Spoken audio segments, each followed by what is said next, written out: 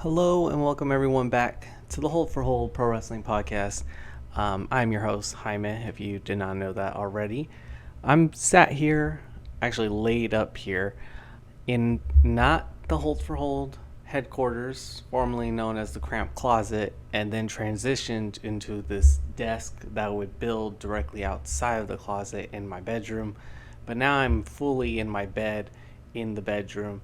So it's kind of like when Benny the Butcher recorded that one freestyle, I think on the toilet. Somebody did that. Oh, this is so off track already. But just to say, this week has been extremely strenuous on my mental capacity. As you can probably tell by the amount of pauses I have to input in between each word, because it takes like a couple seconds for thoughts to compute and then come out. So this might be a bit of a weird episode. If so much didn't happen this week, I probably wouldn't have done an episode at all. But it feels like the entire world has just like flipped in the last few days.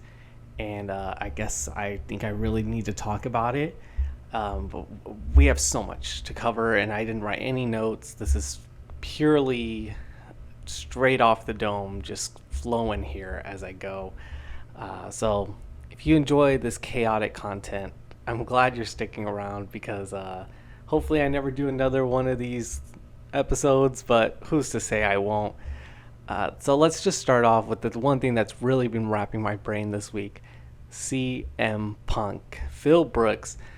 My God, this man has made every single news page this week, last week, pretty much as soon as I uploaded my last podcast. Then we got like crazy news about backstage reports of him having heat with Hangman Page, with Moxley, with the entire AEW staff. Like I couldn't keep up, honestly. And I was really, really hoping it was a work, in that, everyone's happy backstage and they're having a good time, but it is more seeming like it's not a work. So many outlets have had to put out reports saying that Hangman Page and Phil Brooks, CM Punk, they don't get along backstage. All stemming from seemingly one promo in May where CM Punk felt Adam Page overstepped his bounds.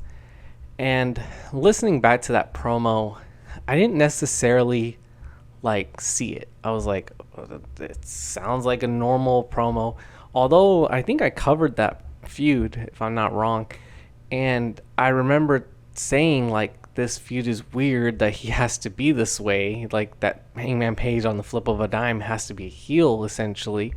But I really enjoyed one line, and it stuck out to me the most from possibly Hangman's entire run as champ, when he just says that he not only has to, save the title for himself, but he has to save AEW from Phil Brooks, from CM Punk. People like him, these big stars that come in and just take what they want. And I just felt like that was a normal wrestling promo. It did not feel like it had any malice behind it, but seemingly it did. And on last week's edition of Dynamite, we discussed CM Punk's promo, and I kind of skipped over the bit where CM Punk calls out Hangman Page first and asks him he's like, I'm issuing a rematch for you. If you want it, you got to come get it. But seemingly that was a shoot, and that no one knew how to respond to that, and which is really rude, dude. I've heard people already say this, but essentially, Hangman Page was stuck. What is he to do? He doesn't have a match scheduled. He can't go out there and look like a buffoon, and if he stays back there, he kind of looks like a buffoon. So it was really stupid, just petty. So I don't know. I was hoping that was just setting up story, and maybe Hangman not coming out was going to be explained as well, no, my priority's on the Dark Order and whatever. Have an explanation for that. But seemingly not. Seemingly it was real life, and that sucks.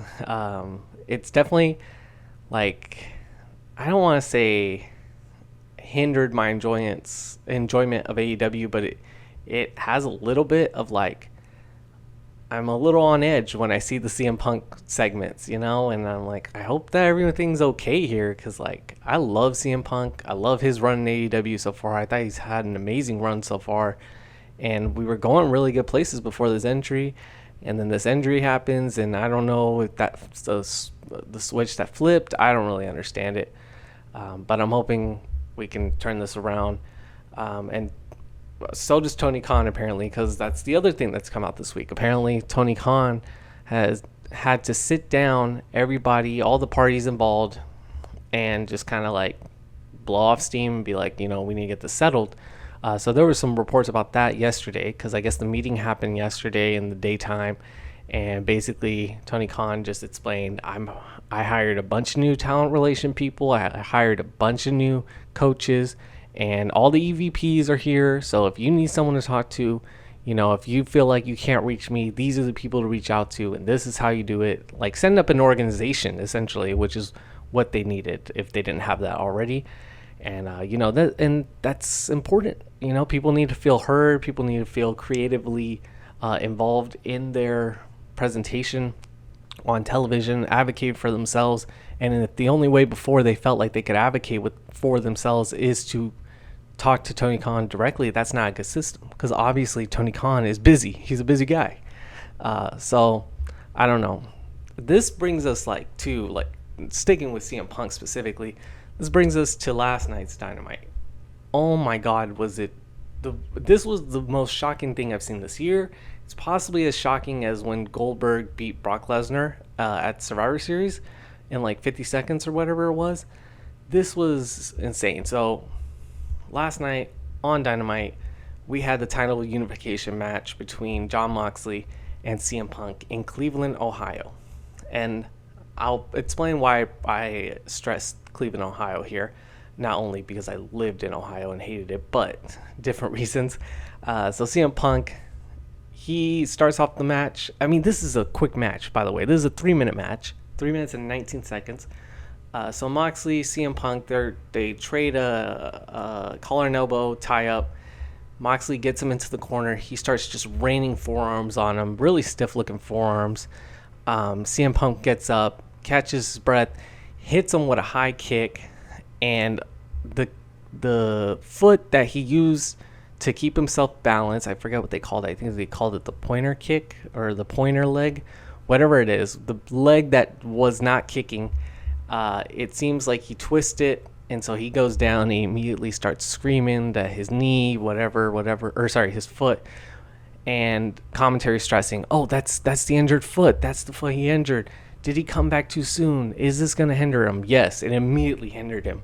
Moxley gets him up, hits a Death Rider, gets him up again, hits a second Death Rider, and that's it. 1, 2, 3. We have a unified AEW World Heavyweight Champion in Jon Moxley, but unfortunately, what's most importantly and what's most seen is we have a very odd situation, because this match should have been a banger.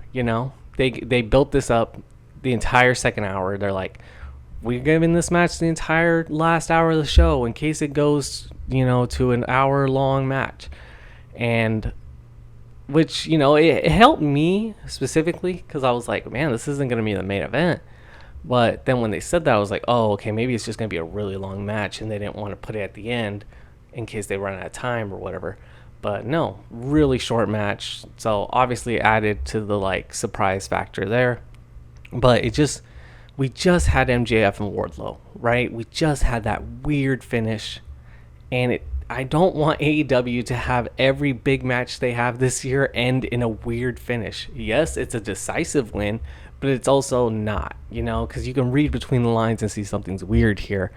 I'm hoping, I'm really holding out hope that this match ended up this way, because maybe CM Punk is actually still injured a little bit, and he's like, yeah, I'm going to be out of action longer than I expected.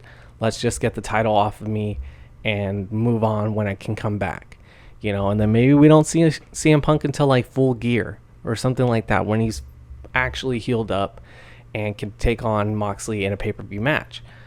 I'm really holding out. That's what it is. I'm really hopeful that it's not another creative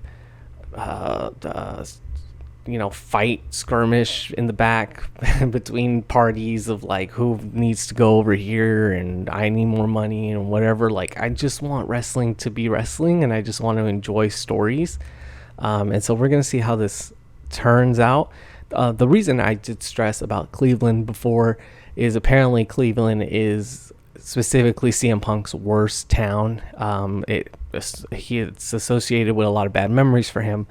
Someone made a great Twitter video about it. I wish I would have put it down here, but essentially they made a compilation of all the times that Cleveland's been mentioned with CM Punk, and CM Punk walked out of Raw in Cleveland. He had his UFC debacle in Cleveland, and then now being squashed for the title in Cleveland. To me, I feel like that bolsters my hope here, because I do think CM Punk understands those details. And while the first two instances were very much real life, very much something happened, I'm hoping this one in Cleveland was manufactured and was part of the plan, and it's just a way to get him some more time to heal up and then come back. But yeah, that's the biggest thing probably of the week. It's the thing that I felt like I needed to address the most, because I think it's going to affect the next few months, because now we have Jon Moxley as the world champion in AEW, and he doesn't have a clear contender for that other than Hangman Page. And even that's murky, because on Rampage, the Dark Order are facing the House of Black in the Trios tournament, and they have a vacant person in the promotional materials for the Dark Order. So is Hangman going to fill that spot? And if he does, and they continue to move on, what does that mean for Moxley at All Out? Who is he going to face there? I'm really it's edge of your seat stuff. It's interesting. It's cliffhanger, but it's not in the right way. It's not story driven cliffhangers. It's real life getting a little messy, egos getting fed here into this, thing. And I understand that it's pro wrestling. It's the entertainment industry. Basically, it's all egos. Everybody has an ego in this, right? But, you do want to believe that these people actually like each other enough to wrestle each other. I don't know. At least that's just me. But yeah, that's the big news story of the week. Along with this, we're seeing WWE have just this massive layoff of NXT UK talent. And unfortunately, it happened right after I was recording. They released 20 UK stars, including, and most shockingly, Trent Seven. A guy who I thought for sure was going to be a pillar of their NXT Europe plans, because this guy was a pillar of NXT UK, but seemingly not. And unfortunately, the other thing is now NXT 2.0 and NXT UK are seemingly merging, and not seemingly, it's confirmed they're merging, because we will have title unification matches for both the NXT Women's or NXT UK and NXT UK Men's championships. They're going to get merged with the NXT proper championship. And it seems like a big sign of change around there, which I'm cautiously excited for. As we all know, if you've been listening to this podcast the last year or so, I'm not an NXT 2.0 fan. Probably never will be. I thought it was a disaster, and I still think it's consistently some of the worst product on television. And again, no fault to the performers for the most part. They are all new. They don't have their wrestling legs under them, and the creative hasn't been great. I don't care if it's Bruce Pritchard or Shawn Michaels who wrote it. It still hasn't been great. And I'm really hoping that this merger, at the very least, gives us a clean slate to work off of and makes me excited to come back to NXT. So we'll see. And honestly, that's already been a thought in my mind of if NXT gets good, I might have to drop AEW Rampage to pick up NXT, because I enjoy NXT. When NXT was at its best, I enjoyed it way more than I enjoy sitting down for an hour of Rampage that normally is meaningless. It might have some banger matches on it now and then, but to cover it for this channel, we could see NXT back again, and that's hopeful. That's really hopeful, because the other part of this is WWE's main roster product has been extremely good the last few weeks, including this past week that normally I would recap and review for you guys. But essentially, they are weaving in together like 7 storylines and making them feel so organic and rational, and I love it. It's really good stuff. And there's, of course, places you can nitpick, but I'm not gonna. I've been enjoying myself, far more entertained with Monday Night Raw than I've been probably since I was a kid, I would say, nearly. And that's not an exaggeration. If you're watching WWE on a consistent basis and you enjoyed the Vince era of things, good for you, man, but I did not. And and I had to watch it in like 2 parts. Nowadays, I could sit there and at least passively watch all 3 hours of Raw and be entertained by it. And they set up things during the show that make me want to continue watching, because I want to see if they, wrap that up in this episode. And lately, it's just been like a consistent story that runs through each episode. They'll cap them off at the main event, and then you still have some cliffhanger that to look forward to next week. So that's been great, man. That it's genuinely been really good. We had a Sami Zayn and Roman Reigns like bit this week, or this past Friday Night SmackDown, and I loved every second of it. Where Sami finally gets his one-on-one moment with Roman, and Roman is clearly manipulating Sami to try to get the Intercontinental Championship, but also trying to get close to Kevin Owens' confidant, so that way he has Kevin Owens' number again, because they're referencing the history that these two guys have and how much of a threat Roman actually does think Kevin Owens is. And that's great stuff, man. It's really good stuff, because on top of that, Roman is also fielding rivalries with Karrion Kross and Drew McIntyre, and it's just like, man, it's so good. And then we also have the return, I can't believe it took me this long to talk about this, the return of Johnny Gargano in WWE on Raw. That was insane. In not Cleveland, in Toronto, I believe, and the crowd was red hot. Really good stuff. Just proving that NXT mattered, that people knew who people were from NXT, and having call-ups that made consistent sense with their characters mattered. I loved it. I marked out for the moment itself. I couldn't believe it. And then I really marked out when Austin Theory came out, just giving us what I want, like right out of the gate. Austin Theory comes out and just disses Johnny Gargano, essentially saying, I passed you up. I'm the youngest Money in the Bank winner. I'm the youngest U.S. champion. And like, you can learn a lot from me now. I can show you the way. And he puts his arm out to do the high five they used to do, and Johnny Gargano super kicks him. Johnny Wrestling is back, and he immediately has a story with Austin Theory that's so good. I'm just beyond excited for this, man. And you have him on the same brand as Tommaso Ciampa, so just keep that in mind for later. Yeah, I mean, that's pretty much everything I wanted to cover this week. But let me try and make sure I'm like not missing something that's just like very glaring, like I almost did with Gargano. The Index getting back together in NXT. This is how much I love NXT 1.0, is when Index they had their wedding, and then Dexter Loomis didn't have to be.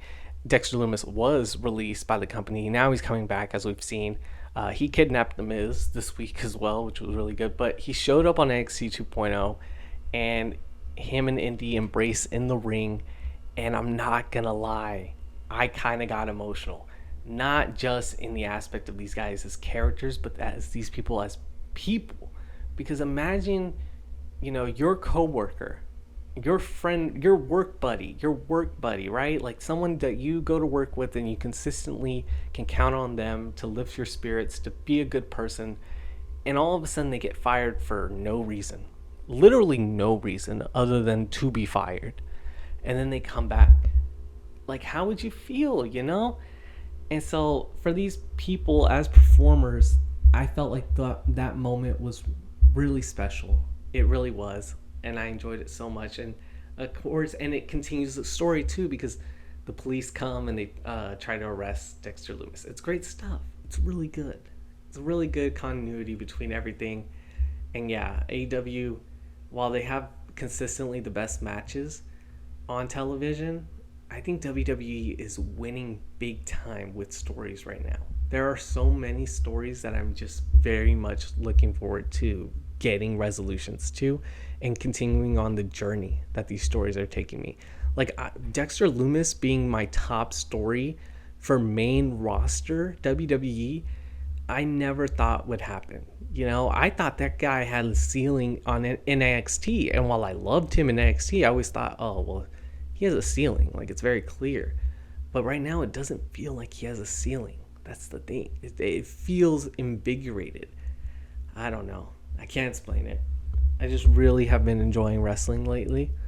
And honestly, that's the reason I even hopped on today. Like, yeah, the CM Punk news, the Gargano return, it's all important. But at the end of the day, like, if these things were happening and I wasn't even enjoying the wrestling I'm watching, I probably wouldn't come on here and talk about it. I would just continue on and be like, well, they don't need to hear my opinion on this.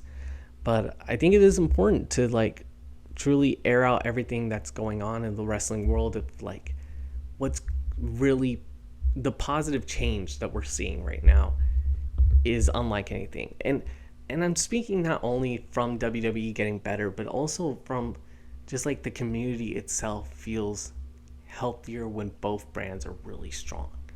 Because now there's tribalism, right? There's just an ungodly amount of tribalism, but the good people who have always been on the right side of that battle of just like, I enjoy wrestling, so I'm going to watch it whether it's on AEW or WWE. I'm just going to enjoy good wrestling.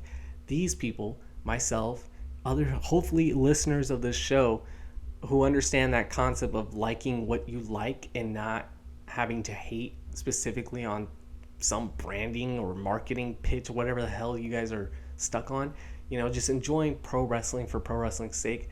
These people are much happier right now because we're getting so much great wrestling. And it's just fun, man. It's just straight up fun. So I think I'm gonna end this episode here. I'm sorry it's so short. Next week, I'll come back to you with a full recap of SmackDown, Raw, Dynamite, and Rampage, and maybe even NXT if it's must watch, or at least it has a couple of news bits out of it. I'll definitely include it, because I want everyone to still feel included here on the channel. So yeah, thank you guys for joining me on this relaxed version of the Hold for Hold Pro Wrestling Podcast. Please make sure to leave a rating or review wherever you're listening to this. And if you want to listen to this on YouTube, this will be on YouTube. I uploaded the last episode on YouTube and it did pretty well. It seems like you guys want to listen to me there, so I'll happily oblige. Sorry there's no visuals, but I hope you're doing something productive or chilling out while you're listening to this and don't need to see my face. So thank you guys so much for listening. I'll talk to you guys in the next one. Goodbye.